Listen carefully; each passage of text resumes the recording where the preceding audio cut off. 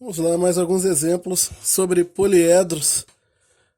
Ele pergunta o seguinte: em um poliedro convexo, o número de arestas excede o número de vértices em 6 unidades. Qual é o número de faces do poliedro? Aqui, apesar dele não falar de uma forma mais clara, de uma forma numérica, os valores aqui no caso das arestas e de vértices, ele me fala uma relação entre as duas grandezas. Então ele me fala o seguinte, que o número de arestas excede o número de vértices em 6 unidades. Então quer dizer que as arestas equivalem ao número de vértices mais 6. É a informação que ele me dá e ele pergunta qual é o número de faces. Nós sabemos que pela relação de Euler, o número de vértices mais faces é igual ao número de arestas mais 2 para o poliedro. Então, eu vou substituir isso que ele me falou aqui na fórmula e ver o que acontece. Vértice mais faces é igual a aresta mais 2, só que eu sei que o número de vértices é igual, o número de arestas é igual ao número de vértices mais 6. Vértice mais 6 mais 2. No lugar do A, eu coloquei o valor dele em função de V. Então, o número de faces tem que ser igual ao número de vértice mais 8 menos V. Passei esse V que estava desse lado para o outro lado com o sinal trocado. O número de faces vai ser igual V menos V anula. O número de faces, então, é igual a 8. No segundo exemplo, um poliedro convexo com 16 arestas possui um número de faces igual ao número de vértices. Quantas faces tem esse poliedro? É uma pergunta aqui. Então, ele falou que o número de faces é igual ao número de vértices e falou que ele possui 16 arestas. Então, arestas é igual a 16. Ele quer saber quantas faces tem o poliedro. De novo, relação de Euler. Vértice mais faces é igual a aresta mais 2. Só que aqui, de novo, eu tenho uma grandeza em função de outra. Eu vou substituir de uma forma apropriada para me fazer eliminar alguma delas da equação ou para me fazer ficar com uma incógnita só para resolver o problema. Como ele quer saber quantas faces tem o poliedro, o número de faces, as faces tem que se manter aqui na relação de Euler. Então eu vou substituir no lugar do número de vértices, eu vou colocar que esse número de vértices é igual às faces. Então eu vou substituir o V por F, porque as duas medidas são iguais. Então F mais F é igual a A mais 2, que é 16 mais 2. 2F é igual a 18, F é igual a 18 por 2, que é 9. O número de faces, então, aqui é igual a 9. Um terceiro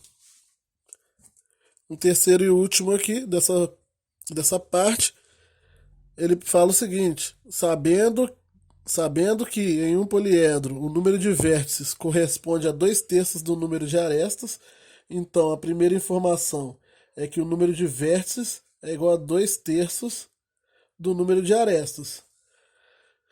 E o número de faces é 3 unidades menor que o número de vértices, então o número de faces é igual ao número de vértices menos 3 unidades menor. Calcule o número de faces de vértices, de faces de vértices e arestas desse poliedro.